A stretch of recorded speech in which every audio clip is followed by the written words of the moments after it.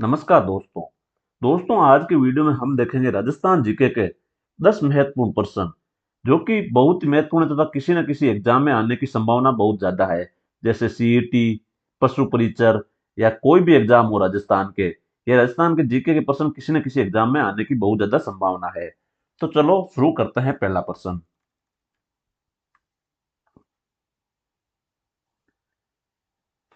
प्रश्न। है बिजोलिया के किस सामंत ने तलवार बधाई कर लगाया था?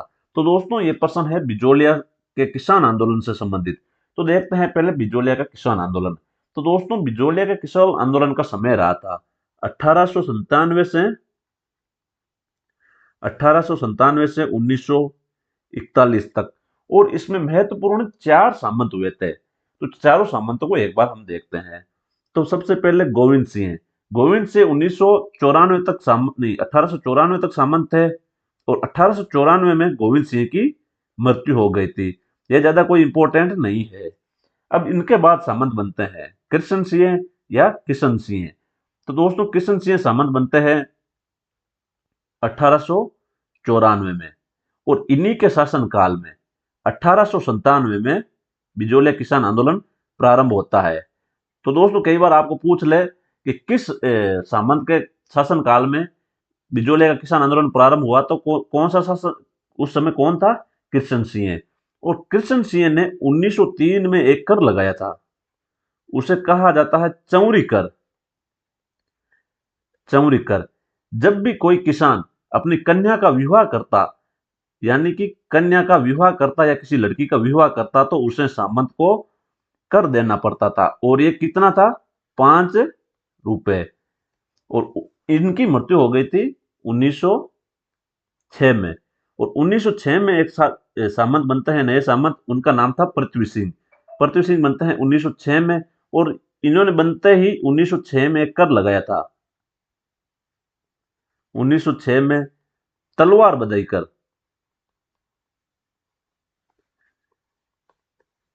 तलवार बधाई कर। तो दोस्तों 1906 में ही पृथ्वी सिंह की मृत्यु हो जाती है। तलवार बधाई कर लगाने के बाद 1906 में इसकी मृत्यु हो जाती है। इसके बाद इसका बेटा केसरी सिंह, जो कि अल्पायु का था, वो बनता है अल्पायु का सामंत। और ये अल्पायु होने के कारण बिजोलिया रियासत को चित्तौड़गढ़, बिजोलिया ठिकाने को चित्तौड़गढ़ रियासत अपने अधीन ले लेती है। मतलब ये खालसे के अधीन चली जाती है। खालसे के अधीन कब चली जाती है? खालसा के अधीन 1906 में। तो दोस्तों इस प्रश्न में पूछा गया था कि बिजोलिया के किस सामंत ने तलवार बधाई कर लगाया था? तो इसका सही उत्तर होगा ऑप्शन 2, पृथ्वी सिंह। और कब लगाया था? 1906 में। अब आते हैं अगले प्रश्न पर। अगले प्रश्न में पूछा गया है बोरा नाडा फूड पार्क राजस्थान के किस जिले में स्थित है? दोस्तों हम हर प्रश्न के साथ उससे संबंधित फैक्ट्स भी देखते रहेंगे, जिससे कि उस वो लगभग एक अपना टॉपिक काफी काफी कंप्लीट हो जाएगा। तो दोस्तों अपने को पूछा गया है राजस्थान का फूड पार्क। फूड पार्क के बारे में पूछा गया है, तो हम पहले देखते हैं फूड पार्कों का संचालन कौन करता है। तो रिको नाम की संस्था है, वो क्या करती है? फूड पार्कों का संचालन। और राजस्थान में फूड रिको द्वारा संचालित फूड पार्कों की संख्या कितनी है? 4। और चारों के नाम इस प्रकार है। पहला है अलवर में, दूसरा है श्री गंगानगर, तीसरा है बोरानाडा, जोधपुर, और चौथा है कोटा। तो दोस्तों अब अपने इस प्रश्न में पूछा गया है कि बोरानाडा फूड पार्क कहाँ स्थित है। तो बोरानाडा कहाँ स्थित है? जोधपुर में। और जोधपुर कौन से ऑप्शन में आ रहा है? ऑप्शन 4। तो इस प्रकार इसका सही उत्तर होगा ऑप्शन 4। अगला प्रश्न है निम्नलिखित कथनों पर विचार कीजिए। पहला कथन है लूनी नदी के जालोर और बाड़मेर में दलदली भाग को जोहड़ कहा जाता है। नहीं, इसे जोहड़ नहीं, इसे नेहड़ कहा जाता है। दूसरा कथन है राजस्थान की उच्च भूमि को बांगर या बांगड़ कहा जाता है, ये कथन सत्य है। जिसकी औसत ऊंचाई 300 से 500 मीटर है, ये भी कथन सत्य है। अब देखते हैं तीसरा कथन। शेखावटी क्षेत्र नहेड़ परंपरागत, यहां लिखा हुआ होगा शेखावटी क्षेत्र में, शेखावटी क्षेत्र में नहेड़ परंपरागत जल संरक्षण का तरीका है, ये कथन गलत है। ये नहेड़ नहीं, जोहड़ है। तो इस प्रकार ये कथन गलत हो गया। अगला कथन है चौथा कथन। गंगानगर हनुमानगढ़ में घग्गर नदी के मैदानी भाग को नाली कहा जाता है, सही है, ये कथन एकदम सही है। और पांचवा कथन है डोरा पर्वत जालोर में स्थित है, जिसकी ऊंचाई 879 मीटर है, तो ये कथन एकदम सही है। अब इसमें अपने को पूछा गया कि अब इसमें क्या पूछा गया है, कौन से कथन असत्य है। तो दोस्तों इसमें कौन सा कथन असत्य हुआ, 1 और 3। तो इसका सही उत्तर क्या होगा, ऑप्शन 2, 1 और 3। अब आते हैं चौथे प्रश्न पर। चौथा प्रश्न, निम्नलिखित में से कौन सी चीनी मिल सहकारी क्षेत्र की है। दोस्तों राजस्थान में 3 इंपॉर्टेंट चीनी मिलें हैं। पहली है दी मेवाड़ शुगर मिल, दूसरी है दी गंगानगर शुगर मिल। दोस्तों इन मिलों से संबंधित अपने को जरूर प्रश्न पूछा जाता है, तो एक बार इनको ध्यान से देखें। Keshavrai Patan sugar mills. अब दोस्तों इनकी स्थापना का देखते हैं, इनका सबका स्थापना वर्ष। तो दी मेवाड़ शुगर मिल की स्थापना आजादी से पहले 1932 में हुई थी।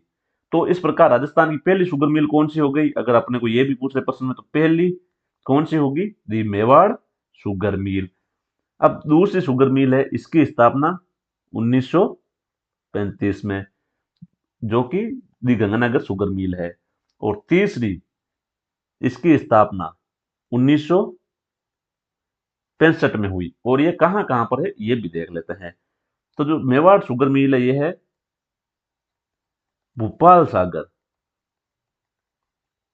भूपाल सागर चित्तौड़गढ़। और दूसरी शुगर मिल यह है कमीनपुरा,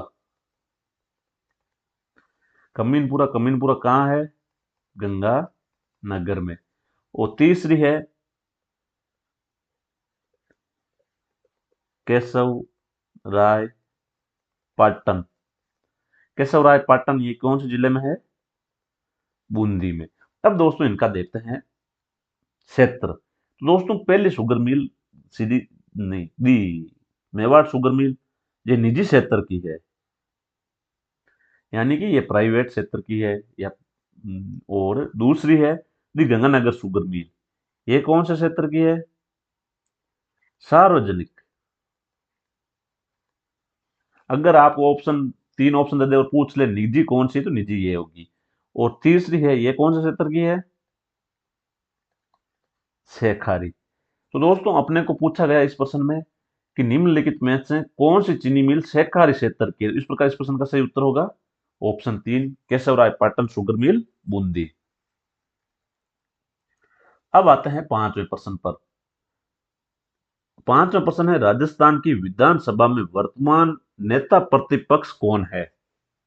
तो दोस्तों राजस्थान विधानसभा से संबंधित कुछ पहले फैक्ट्स देखते हैं। ये राजस्थान की कौन सी विधानसभा है, मतलब कर्म के आधार पर, तो इसे ये कह सकते हैं 16वीं विधानसभा। और वर्तमान में अध्यक्ष कौन है विधानसभा के, बहुत ही महत्वपूर्ण है, इसको इंपोर्टेंट कर लें, कई बार एग्जाम आगे आप एग्जाम में पूछा भी जा सकता है। तो ये होंगे वासुदेव देवनानी। और नेता प्रतिपक्ष है टीकाराम जूली। और इस प्रश्न में अपने को क्या पूछा गया है, नेता प्रतिपक्ष, और नेता प्रतिपक्ष कौन है, टीकाराम जूली। टीकाराम जूली कौन से ऑप्शन में आ रहे हैं, ऑप्शन 2। तो इस प्रकार इस प्रश्न का सही उत्तर होगा ऑप्शन 2। अब देखते हैं छठा प्रश्न। छठा प्रश्न बहुत ही इंपॉर्टेंट प्रश्न है और कई बार एग्जाम में पूछा जा चुका है। बारडोली का गटेश्वर मंदिर राजस्थान के किस जिले में स्थित है? तो दोस्तों बारडोली के गटेश्वर के मंदिर से संबंधित कुछ फैक्ट्स है वो देखते हैं पहले तो बारडोली का गटेश्वर मंदिर भगवान शिव को समर्पित है और यहाँ पर भगवान के शिव के किस रूप की पूजा की जाती है, अगर अपने को पूछ भी ले कोई प्रश्न में, तो नटराज नटराज रूप की पूजा की जाती है। और ये कौन सी शैली में निर्मित है? प्रतिहार शैली में। और अपने को पूछ ले कहाँ स्थित है, तो ये कहाँ स्थित है? चंबल नदी के किनारे।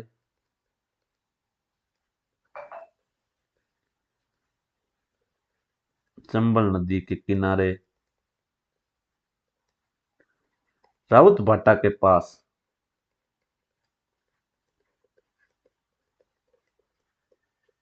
चित्तौड़गढ़ में। कहां पर है? चित्तौड़गढ़ में। तो चित्तौड़गढ़ कौन से ऑप्शन में दिया हुआ है? ऑप्शन 4। तो इस प्रकार इस प्रश्न का सही उत्तर होगा ऑप्शन 4। अब देखते हैं सातवां प्रश्न। सातवां प्रश्न बहुत ही महत्वपूर्ण प्रश्न है, सूर्यमल मिश्रण से संबंधित पूछा गया है।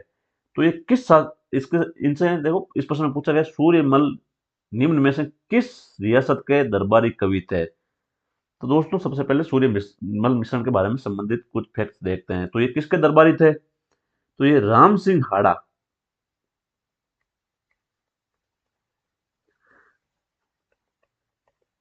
हाड़ा के दरबारी थे। और इनकी प्रमुख रचनाएं कुछ इस प्रकार है। वंश भास्कर बहुत बार एग्जाम में पूछा जाता है सूर्यमल मिश्रण की तो रचनाएं, तो थोड़ा ध्यानपूर्वक देखना। धातु रूपावली,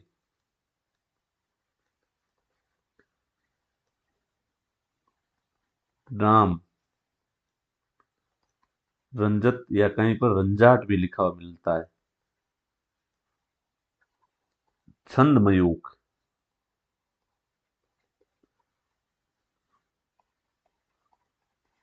सती रासो, सती सुजस, ये सूर्यमल मिश्रण की प्रमुख रचनाएं हैं। प्रमुख रचनाएं वंश भास्कर, धातु रूपावली, राम रंजाट या रंजत, छंदमयूख, सती रासो या सती सुजस। और ये किस रियासत के दरबारी कवि थे? तो ये बूंदी रियासत। इनका संबंध किससे था? बूंदी रियासत। और बूंदी रियासत ऑप्शन कौन से में आ रहे हैं? ऑप्शन 1। तो इसका सही उत्तर होगा ऑप्शन 1। अब आते हैं अगले प्रश्न पर। निम्नलिखित में से मारवाड़ के किस शासक को औरंगजेब ने दक्कन का सूबेदार नियुक्त किया? दोस्तों दक्कन, भारत के दक्षिणी क्षेत्र को दक्कन कहा जाता है। और दोस्तों औरंगजेब के मामा थे एक, शाइस्ता खान।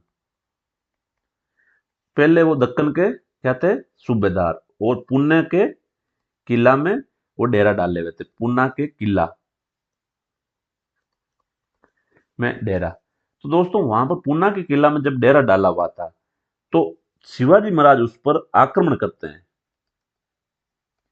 आक्रमण किया, एक तरह की सर्जिकल स्ट्राइक थी। वो रात को आक्रमण करते हैं तथा शाइस्ता खान का हाथ काट देते हैं। तो जिससे क्या है कि औरंगजेब गुस्सा होता है। आक्रमण के बाद आक्रमण कौन करते हैं? शिवाजी। और इसका हाथ काट देते हैं। और जब ये खबर पता चलती है औरंगजेब को, तो औरंगजेब इससे गुस्सा होते हैं अपने मामा से, तो इसको यहां से हटाकर बंगाल का सूबेदार नियुक्त कर देता है।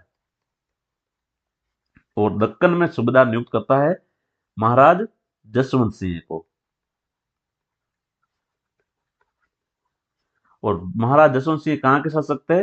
मारवाड़ यानी जोधपुर के। तो इस प्रश्न का सही उत्तर होगा ऑप्शन 2। अब आते हैं 9वें प्रश्न पर।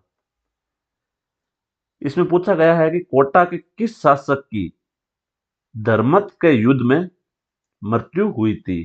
दोस्तों बहुत ही इंपॉर्टेंट प्रश्न है। दोस्तों सबसे पहले देखते हैं, मुगल शासक थे शाहजहां। उसके 4 बेटे थे। एक थे दारा शिकोह, दूसरा था औरंगजेब, तीसरा था शाह शुजा और चौथा था मुराद बख्श। तो इन चारों के मध्य जब औरंगजेब इनके चारों के मध्य जब शाहजहां के बीमार होने की खबर फैलती है, तो इन चारों के मध्य उत्तराधिकार युद्ध होता है। उन्हीं उत्तराधिकार युद्ध में एक युद्ध हुआ था, धर्मत का युद्ध, अप्रैल 1664 में। और इसमें कुछ राजस्थानी शासक भी भाग लेते हैं। और ये राजस्थानी शासक ज्यादातर किसकी ओर से भाग लेते हैं? दारा सिकों। और ये युद्ध हुआ था औरंगजेब और दारा सिकों के मध्य। तो दोस्तों, इसमें भाग लेने वाले शासक थे, एक तो जोधपुर के शासक, जोधपुर के शासक जसवंत सिंह, और एक कोटा के भी शासक लेते हैं, मुकुंद सिंह हाड़ा। दोस्तों, मुकुंद सिंह हाड़ा की इस युद्ध में क्या हो जाती है? मृत्यु। तो दोस्तों, इस अपने प्रश्न में पूछा गया है कि कोटा के किस शासक की मृत्यु हुई थी? तो उसका सही उत्तर होगा ऑप्शन ए, मुकुंद सिंह हाड़ा। दोस्तों, मुकुंद सिंह हाड़ा से कुछ संबंधित अन्य भी महत्वपूर्ण फैक्ट है। चलो उन फैक्ट्स को भी हम साथ साथ में देख लेते हैं। दोस्तों, मुकुंद सिंह हाड़ा की एक प्रेमिका थी, अबली मीणी। तो अबली मीणी के एक महल का निर्माण करवाते हैं। वो कौन करवाते हैं? मुकुंद सिंह हाड़ा। और कोटा में मुकुंदरा की पहाड़ियां, मुकुंदरा की पहाड़ियां, इन पहाड़ियों का नाम भी मुकुंद सिंह हाड़ा के नाम पर रखा गया है। अब आते हैं अगले प्रश्न पर, 10वां प्रश्न। राजस्थान में निम्न में से कहां पर टंगस्टन नहीं पाया जाता है? इस प्रश्न में पूछा गया है कि इन चारों ऑप्शन में से कहां पर नहीं पाया जाता है। दोस्तों, राजस्थान में टंगस्टन पहले देखते हैं कहां कहां पाया जाता है। एक तो पाया जाता है डेगाना। वो डेगाना कहां है? नागौर में। और ये देश की सबसे बड़ी टंगस्टन की खान है। देश की किसकी खान है? टंगस्टन की सबसे बड़ी खान। और पाया जाता है नाना कराब,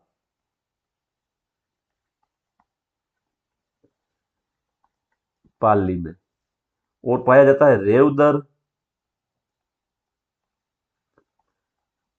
वालदा, माउंट आबू। और ये कौन से जिले में है? सिरोही में। तो इसमें इन तीनों में तो पाया जाता है। चौथा कौन सा बचा? सल, सलीदपुर सिक्कर। सलीदपुर सिक्कर में क्या पाया जाता है? अपने सलीदपुर सिक्कर में पाया जाता है पाइराइट। सलीदपुर सिक्कर। दोस्तों, आज का वीडियो यही समाप्त होता है। अगर वीडियो अच्छा लगा तो लाइक, शेयर एंड सब्सक्राइब जरूर करें। और कमेंट बॉक्स में जरूर बताएं कि 10 में से आपके कितने % सही हुए थे। धन्यवाद।